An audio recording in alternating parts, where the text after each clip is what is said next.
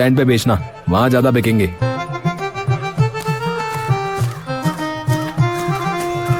दोनों मेले में जाकर वहां की चहल पहल से चकाचौंध हो जाते हैं।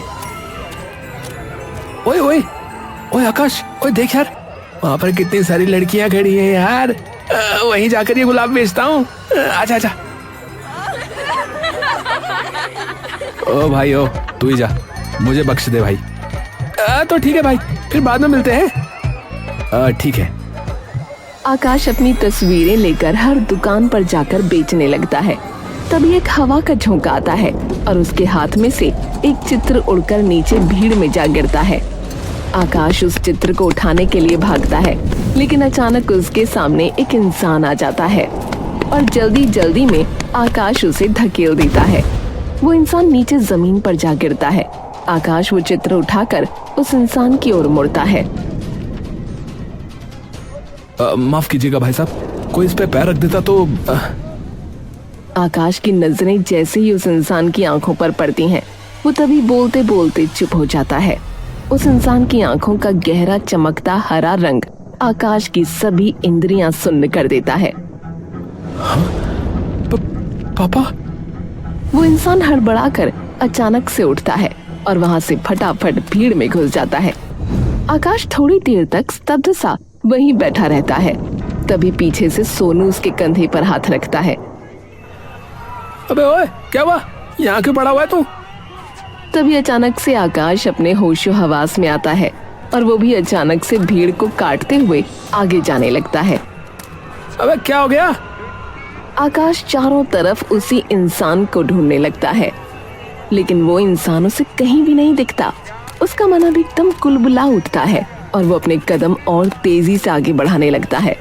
उसकी निगाहें हर इंसान पे, हर दुकान पे घूम जाती हैं। कहाँ गया? कहाँ गया?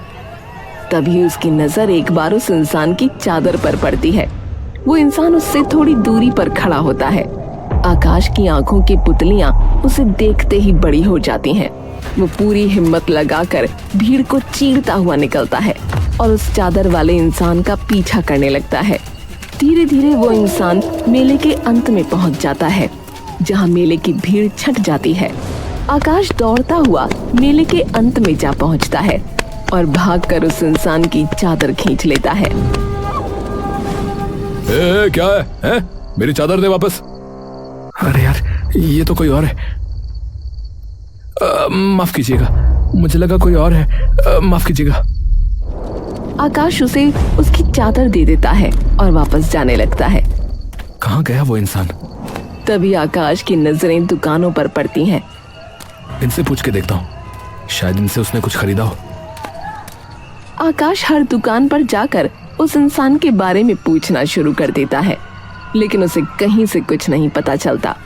तभी उसकी नजर एक छोटे से खिलौने की दुकान पर पड़ती है, जहाँ कई सारे खिलौने रखे होते हैं, लेकिन आकाश की नजर अलग से एक खिलौने पर जाती है। हाँ? ये कहाँ से? आकाश दौड़ता हुआ उस दुकानदार के पास जाता है और उठाकर एक लकड़ी के खिलौने को देखने लगता है।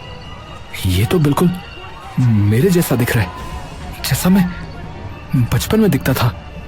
तभी दुकानदार उसके पास आकर उससे पूछने लगता है। ए भैया, बांध दो का है? भैया बांध दो इसे। आकाश अपने ख्यालात में पूरी तरह मशरूफ होता है। ए भैया। हाँ, क्या हुआ?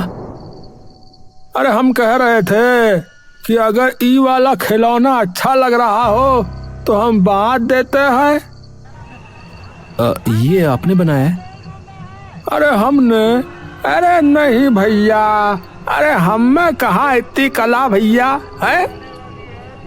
तो अरे ये तो हमने जो है अलग अलग जगहों से खरीदा रहा।